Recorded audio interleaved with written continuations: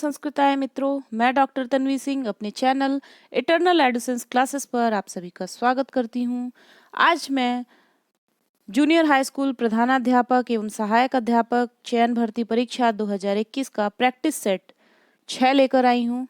अभी तक मैंने 5 अभ्यास को करा दिया है। इसके अलावा मैं टॉपिक वाइज भी जो आपके पाठ्यक्रम में निर्धारित है उसके आधार पर वीडियोस लाने का प्रयास कर रही हूँ।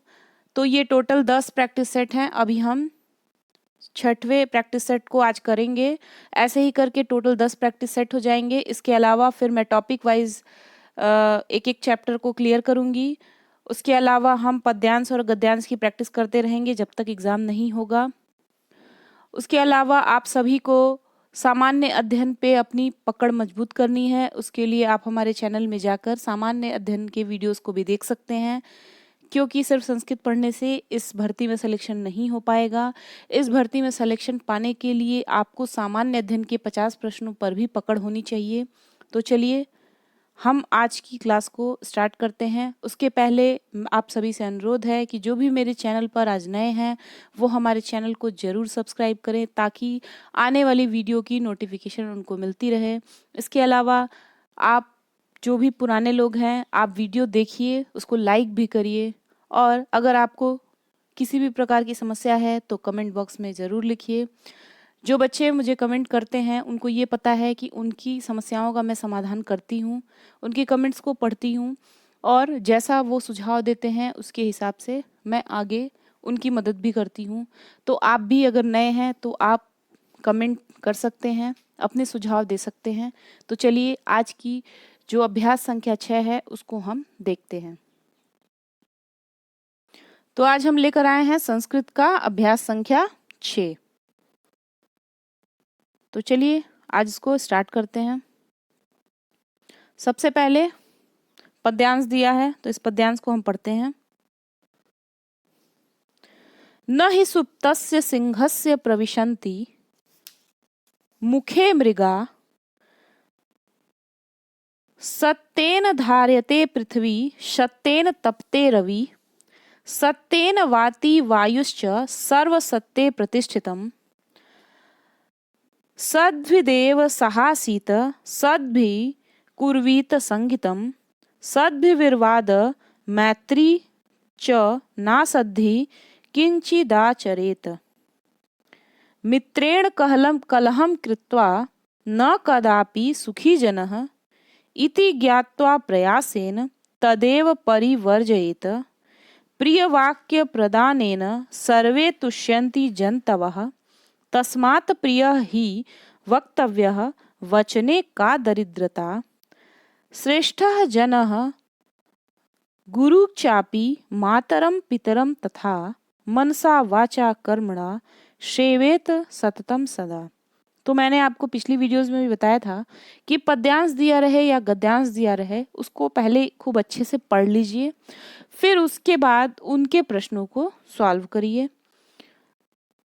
तो पहले आपको उन प्रश्नों को पढ़ना है, फिर वो प्रश्न से संबंधित लाइन को खोजना है, फिर वहां पर जाकर आप खोजेंगे तो आपको आंसर मिलने लगेगा। तो हम एक एक प्रश्न देखते हैं और तब उसके अर्थ भी देखते हैं। देखिए सबसे पहला है प्रश्न, सर्वम कस्मिन प्रतिष्ठितम। ठीक है, तो इसकी लाइन है,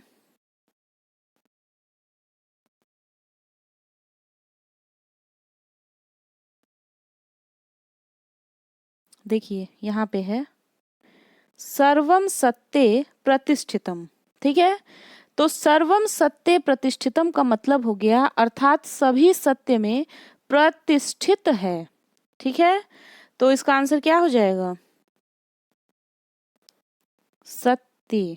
ठीक है, फिर है कई न कश्चिदाचरेत। ठीक है, तो हमें पहले ये लाइन खोजनी है कि कहाँ पर है ये लाइन। देखिए यहाँ दिया है नासद्धि कश्चिदाचरेत, यानी इसका जब वो करेंगे तो इसमें है असिद्धि न कश्चिदाचरेत। ठीक है, तो इसका आंसर क्या हो जाएगा? इसका आंसर हो जाएगा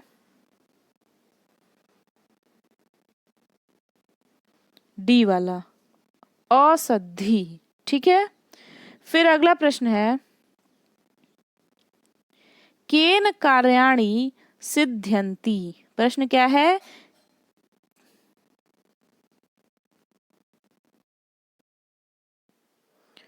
केन कार्याणि सिद्ध्यन्ति। तो इसका आंसर होगा उद्यमेन। पद्यानुसार उद्यमेन कार्याणि सिद्ध्यन्ति, अर्थात उद्यम से ही सभी कार्य सिद्ध होते हैं। तो इसका आंसर होगा उद्यमेन। अगला प्रश्न है, मित्रेण किम कृत्वा जनः कदापि सुखी न भवति। ठीक है, तो यहाँ पे लाइन देख लीजिए।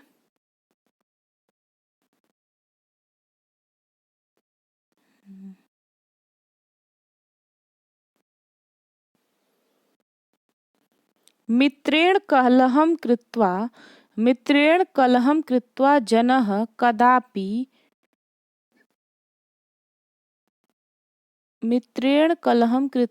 जनः कदापि सुखी न भवति। ठीक है, मित्रों से कलह करके लोग कभी सुखी नहीं रहते हैं। तो इसका आंसर होगा कलहम। ठीक है, फिर है, प्रिय वाक्य प्रदानेन के तुष्यति। तो इसका आंसर होगा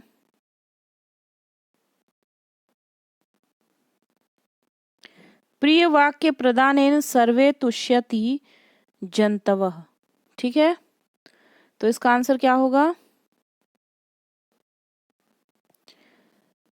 प्रिय वाक्य प्रदानेन जंतवः तुष्यन्ति। तो इसका आंसर होगा जंतवः। फिर है, श्रेष्ठ पदस्य पर्यायः अस्ति।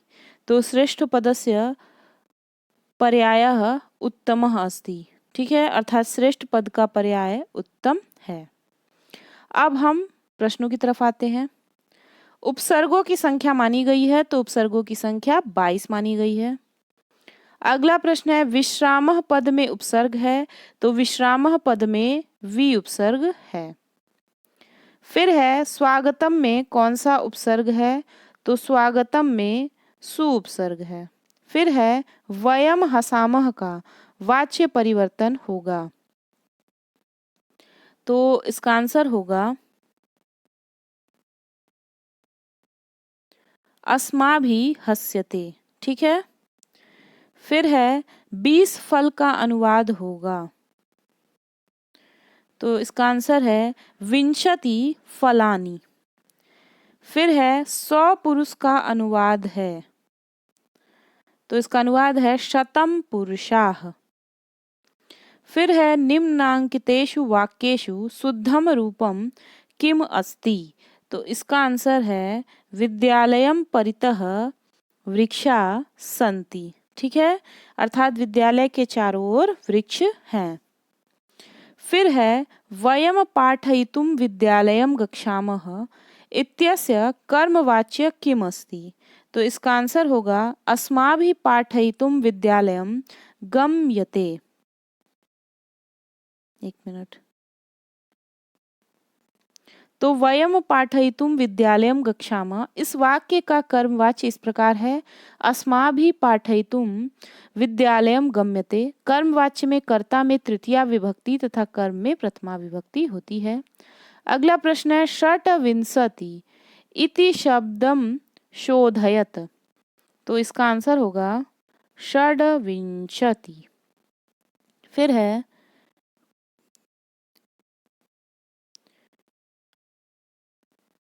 8.05 यानी 8:05 इति घंटाम अक्षरै लिखत। तो चलिए लिखते हैं इसको। लिखेंगे पंचनिमेषोत्तर अष्टवादनम। ठीक है, पंचनिमेषोत्तर अष्टवादनम। फिर है, द्वाशीति इति शब्दम शोधयत। तो इसका आंसर होगा द्वयशीति।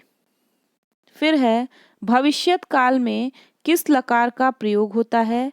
तो भविष्यत काल में लृट लकार का प्रयोग होता है। फिर है आनय पद में कौन सा लकार है? तो आनय पद में लोट लकार है। आनय पद में लोट लकार है, ठीक है। फिर है पठतः के संदर्भ में कौन सा विकल्प सही है? तो पठतः के संदर्भ में लट लकार प्रथम पुरुष द्विवचन। तो लट लकार का रूप चलता है पठति पठतः पठन्ति, पठसि पठतः पठत, पठामि पठावह पठामः। रूप आप लोग जरूर से याद करते रहिएगा, क्योंकि रूप से भी कम से कम 5 प्रश्न तो बन जाएंगे, तो वो 5 प्रश्न आपके गलत ना हो। भवन्तु इति पदे कः लकारः? लोट लकारः, ठीक है।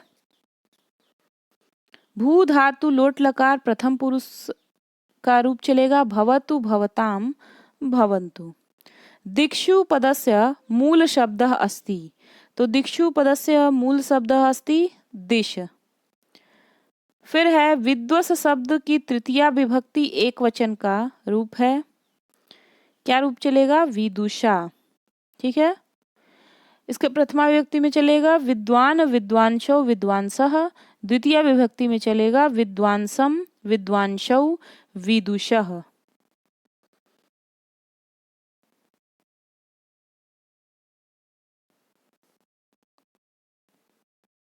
तो विद्वत शब्द की तृतीया विभक्ति एक वचन का रूप है विदुषा।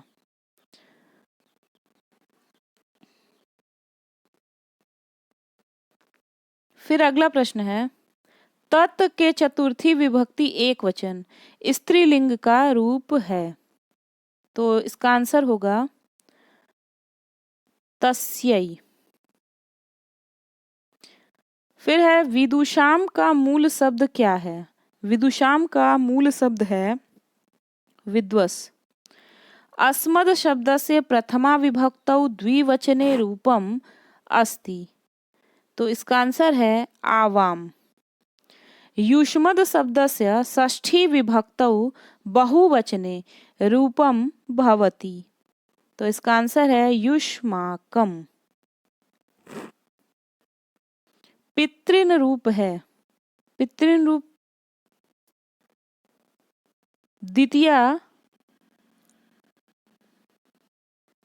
द्वितीय बहुवचन का ये रूप है पितृन। पितृन रूप द्वितीय बहुवचन का रूप है। पितृ शब्द का द्वितीय विभक्ति का रूप है पितरम पितरौ पितृन, और प्रथमा विभक्ति का रूप है पिता पितरौ पितरः।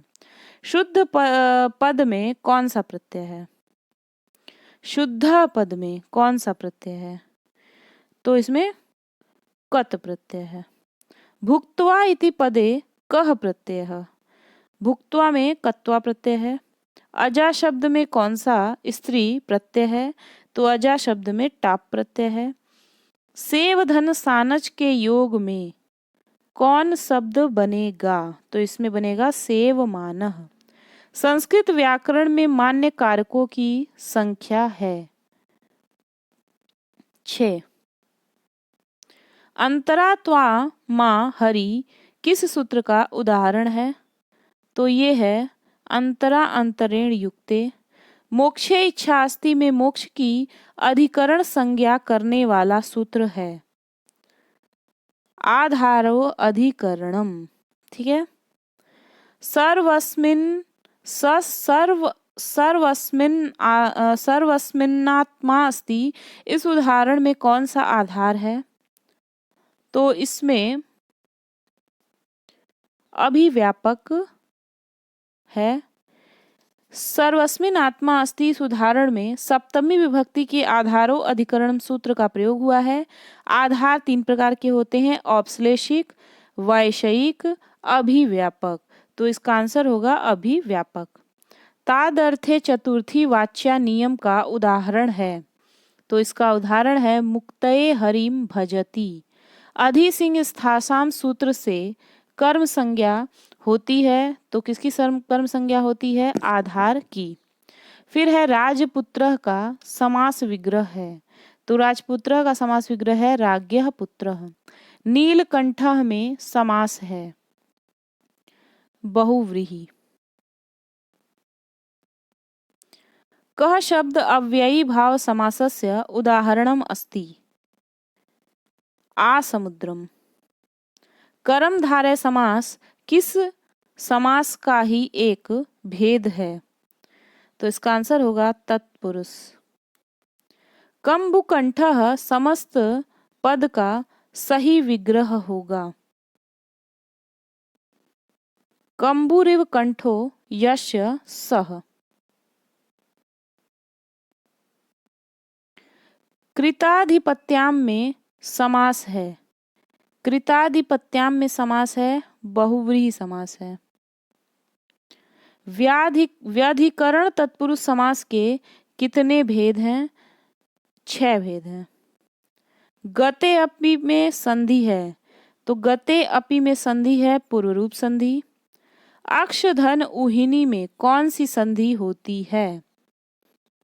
तो इसमें वृद्धि संधि होती है,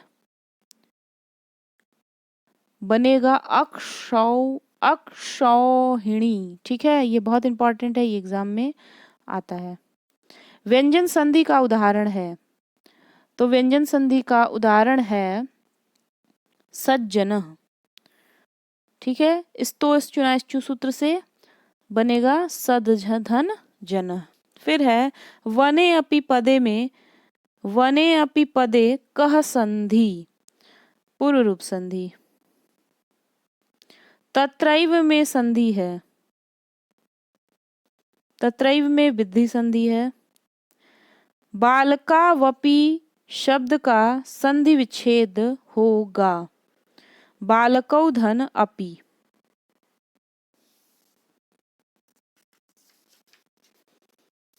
फिर है यद्यपि का संधि विच्छेद है, तो यद्यपि का संधि विच्छेद होगा यदि धन अपि। अब आ गया गद्यांश। अब गद्यांश को पढ़ते हैं और इनके प्रश्नों को लगाते हैं। प्रदूषण समस्यायाः विषये अद्य सम्पूर्णः विश्वः चिन्तातुरः अस्ति। संयुक्त राष्ट्र संघेन अपि अस्मिन् विषये चिन्ता प्रकटिता। प्रदूषण निवारणस्य उपायेषु वृक्षारोपणं सर्वोत्कृष्टं मतम्। प्रदूषण समस्या तदैव उपस्थिता यदा मानवेन स्वार्थसिद्धये वृक्षकर्तनम् आरब्धम्। प्रकृतौ संतुलन स्थापनार्थ वृक्षरक्षणं वृक्षारोपणं च आवश्यकम्। इदं संतुलनम् एव भूक्षरणात् अतिवृष्टे अनावृष्टे च रक्षितुं समर्थम्। धूमानां विषाक्तवायूनां च शोषणस्य सामर्थ्य वृक्षेषु एव। एतेन एव पृथ्वी सस्यश्यामलां कर्तुं शक्यते। श्रीमद्भागवते अपि भगवान् कृष्णः वृक्षाणां महत्त्वं बलरामं प्रति निवेदितवान्। अब इस गद्यांश से बनने वाले प्रश्नों को देखते हैं और वहीं पे इनके अर्थों को भी देखते चलेंगे। प्रश्न है वृक्षारोपणेन का संभवा। प्रश्न बना वृक्षारोपण का संभवा। गद्यांश में दिया गया है कि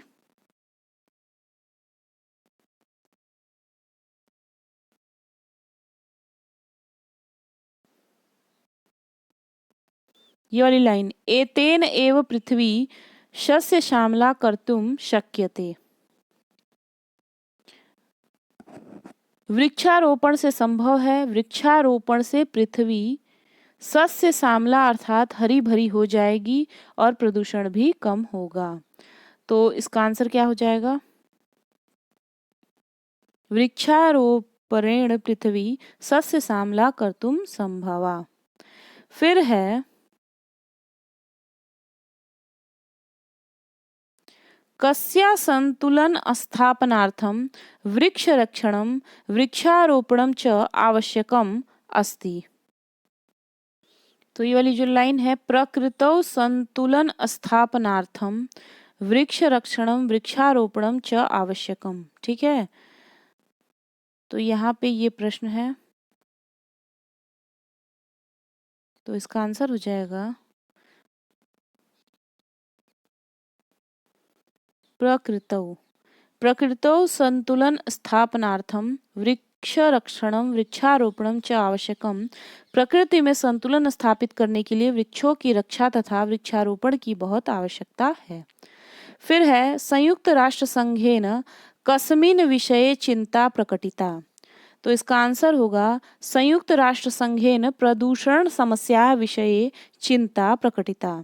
संयुक्त राष्ट्र संघ ने प्रदूषण विषय में चिंता व्यक्त की है। प्रदूषण भारत की ही नहीं अपितु संसार की एक गंभीर समस्या है।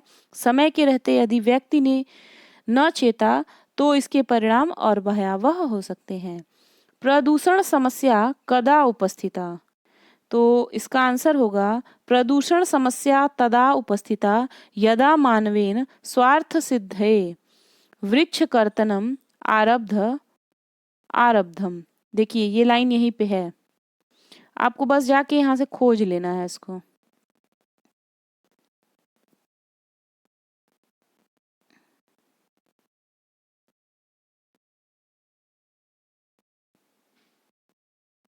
देखिए यहाँ पे ये वाली लाइन है, प्रदूषण समस्या तदैव उपस्थिता यदा मानवेन स्वार्थ वृक्ष कर्तनम आरब्धम। ठीक है,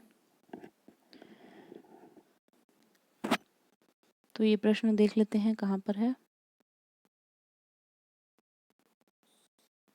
प्रदूषण की समस्या उस समय उत्पन्न होती है जब व्यक्ति स्वार्थ सिद्धि हेतु वृक्षों की कटाई शुरू करता है। इससे जल वृष्टि का अभाव होता है, तदर्थ वातावरण में प्रदूषण व्याप्त रहता है। फिर अगला प्रश्न है, केशा शोषणस्य सामर्थ्यम केसु अस्ति। तो इसका आंसर है धूमानां विषाक्त वायुनां च शोषणस्य सामर्थ्य वृक्षेषु अस्ति। धुएं के कारण विषाक्त वायु के शोषण की सामर्थ्य वृक्षों में होती है। अतः वृक्षारोपण से वायु प्रदूषण कम होता है क्योंकि वृक्ष धुएं युक्त विषाक्त वायु को सोख लेते हैं। फिर है निम्न में से कौन संयुक्त व्यंजन है। तो इसमें से संयुक्त व्यंजन कौन सा है, ज्ञ वाला। ज्ञ जो है वो संयुक्त व्यंजन है। संयुक्त व्यंजन छ है, त्र है, ज्ञ है, श्र है। देखिए कौन कौन सा है, छत्री वाला छ, फिर त्र, फिर है ज्ञ और है श्र। तो ज्ञ जो है ये किससे बनेगा,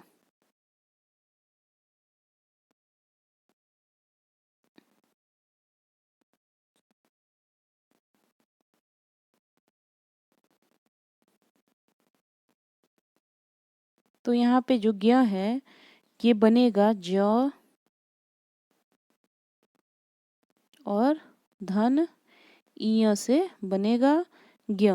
तो इसका आंसर होगा ज, ये है संयुक्त व्यंजन। ठीक है,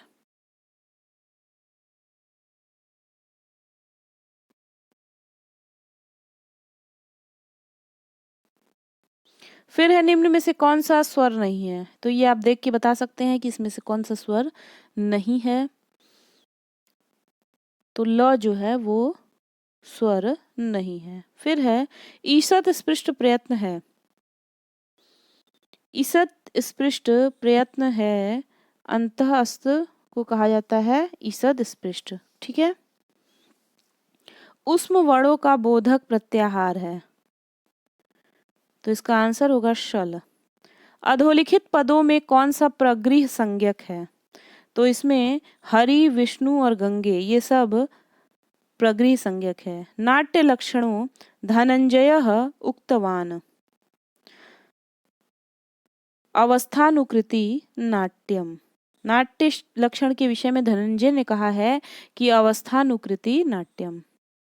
फिर है मुख संधौ अर्थ प्रकृति भवती। तो इसका आंसर है बीजम। फिर है त्रिपताका करेण समाचर्यते मंचोपरि। तो इसका आंसर होगा जनांतिकम। त्रिपताका करेण चर्यते मंचोपरि जनांतिकम। जनांतिक का लक्षण इस प्रकार है, त्रिपताका करेणान्य पवार्यांतरा कथाम अन्योन्यामंत्रणम यत स्या जनान्ते तज्जनांतिकम। फिर है निम्नांकितेषु उचित क्रमः कः। तो इसका उचित क्रम क्या होगा? इसका उचित क्रम होगा बीज बिंदु पताका प्रक्रिय कार्यम। फिर है आकाश भासिते पात्र संख्या भवति। तो इसमें पात्र संख्या है एकम। स्वर्गारोहण किसकी रचना है? तो स्वर्गारोहण जो है वो वररुचि की रचना है। पृथ्वीराज विजय किसकी रचना है? पृथ्वीराज विजय चंड कवि की रचना है, जो 1200 ईस्वी में इसकी रचना किए थे। फिर है महावीर चरित किसकी रचना है? महावीर चरित जो है वो भवभूति की रचना है। नागानंद के नायक का नाम है?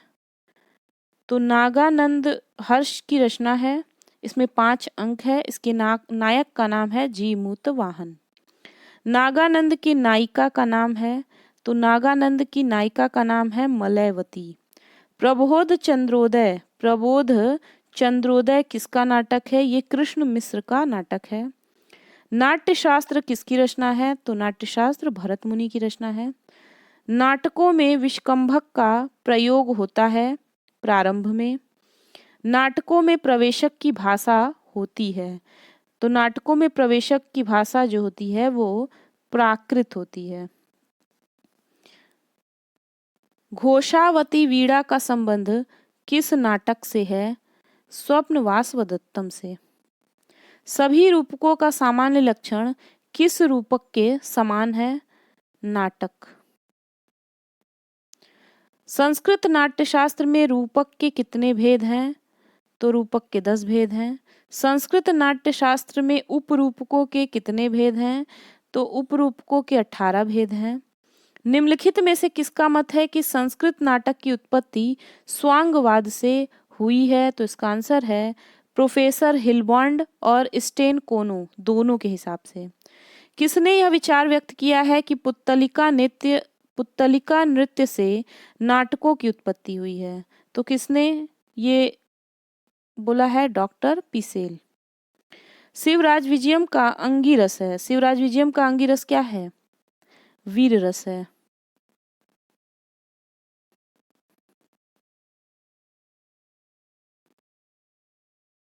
नैषधीय चरितस्य मूलाधारः ग्रंथः कः? महाभारतम। नारिकेल फल सम्मित वचः इति कस्य कवे विषयः प्रोक्तम। तो इसका आंसर क्या होगा? ये किसके विषय में कहा गया है? भारवे। किरातार्जुन्यस्य प्रधानो रसो अस्ति वीरः। प्रतिमा नाटकस्य रचयिता वर्तते महाकवि भासः। उत्तररामचरिते मैत्रावरुणि कस्य कृते प्रयुक्तम्? वसिष्ठस्य कृते। रघुवंशस्य कस्मिन् सर्गे दिलीपस्य गोसेवा वर्णिता? द्वितीय सर्गे।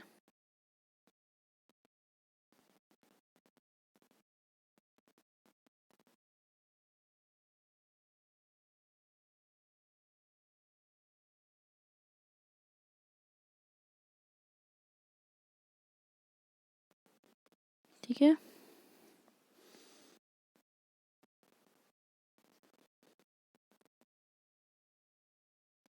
फिर है दीपशिखा विरुदेन विभूषितः कवि। तो इसका आंसर है कालिदासः। उपपन्ना हि दारेषु प्रभुता सर्वतोमुखी अभिज्ञान शाकुंतले इह मुक्तिर भावती। तो इसका आंसर होगा शारद्वत से। अभिज्ञान शाकुंतलम के 5वें अंक में यह सूक्त प्रयुक्त है।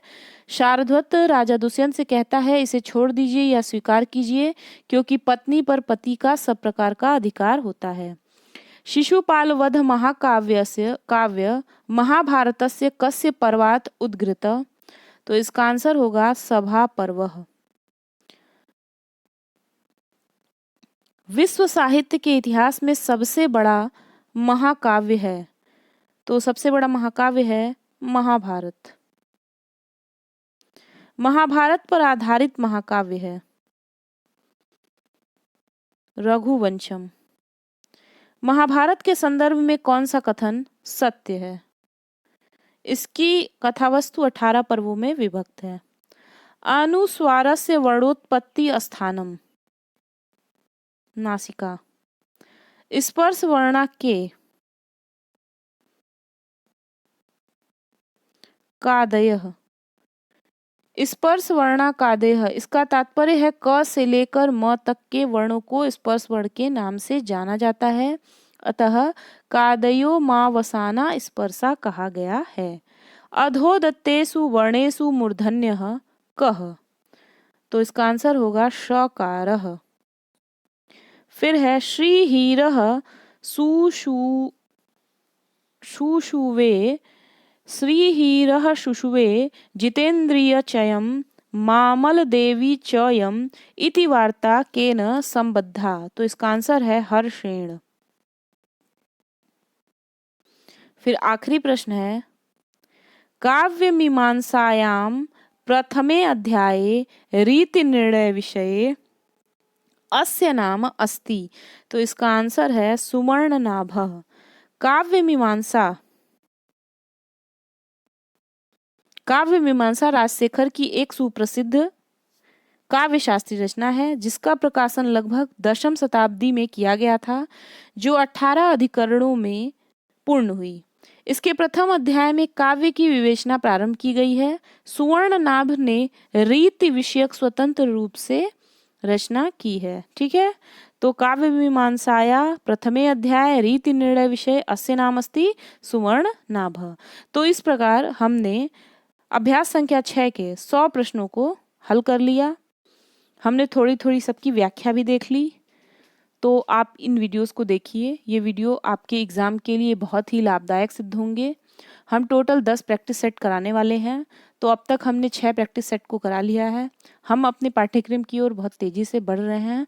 जैसे ही प्रैक्टिस सेट कंप्लीट होगा, हम टॉपिक वाइज एक टॉपिक का प्रैक्टिस करेंगे रोज़, तो इससे भी हमारी तैयारी अच्छी हो जाएगी। बाकी आप एक वीडियो जाके मेरे चैनल में देख सकते हैं। पहले की टीजीटी पीजीडी के वीडियोस पड़े हुए हैं। अगर आप तैयारी के लिए बहुत सीरियस हैं तो आप जाके समास का अब तक जितना प्रश्न पूछा गया है व्याख्या सहित मैंने अपलोड किया है, संधि का, प्रत्यय का, ऐसे ही व्याकरण के कारक का, सबका वीडियो मैंने अपने चैनल पे पहले से अपलोड कर रखा है। अगर आप सीरियस हैं तो आप जाकर वहाँ से इन वीडियोस को खोजकर देख सकते हैं, तो उससे भी आपकी तैयारी बहुत अच्छी हो जाएगी। आप सामान्य अध्ययन को जरूर तैयार करिएगा, क्योंकि संस्कृत के विद्यार्थियों की यही कमजोरी होती है कि उनकी संस्कृत पे तो पकड़ अच्छी हो जाती है, लेकिन कहीं ना कहीं सामान्य अध्ययन में पकड़ जो है उनकी कमज़ोर होती है। तो यहाँ पे आपको फाइट करना है हर विषय के विद्यार्थियों से। तो आपको केवल मात्र संस्कृत के 100 प्रश्नों को कर लेने से चयन नहीं हो जाएगा, आपको उन 50 प्रश्नों पर भी पकड़ होनी चाहिए। तो आप उस पर भी अपना ध्यान ज़रूर रखें, केवल संस्कृत ना पढ़ें। तो चलिए मिलते हैं अगले प्रैक्टिस सेट में, अगले क्लास में। तब तक के लिए नमः संस्कृताय, धन्यवाद।